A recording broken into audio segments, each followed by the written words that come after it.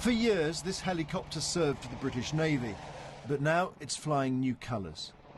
One of two Sea Kings the UK has given Ukraine. An iconic British aircraft, here to fetch and carry, to rescue and reconnoitre. We joined the crew on patrol in the skies of southern Ukraine. This aircraft is not new. It can't fire any missiles, but it can play a key role moving troops and kit to where they need to be on the battlefield. And it does it with some style.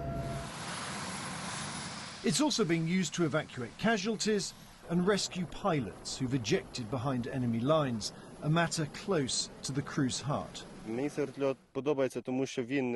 like this helicopter because it's incredibly good for flying. It's one of the best for combat operations, whether transporting equipment or carrying out search and rescue. It's easy to fly even in difficult conditions.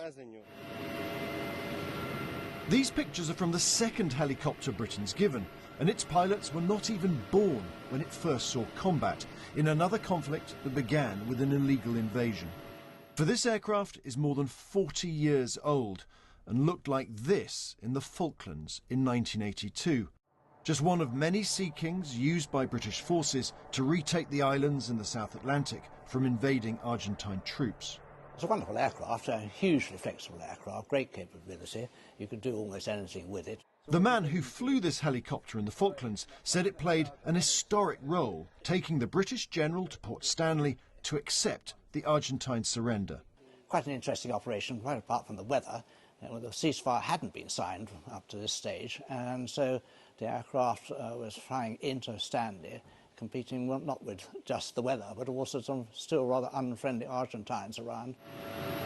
His old Sea King here was even flown in the Falklands by Prince Andrew, then serving as a young naval pilot.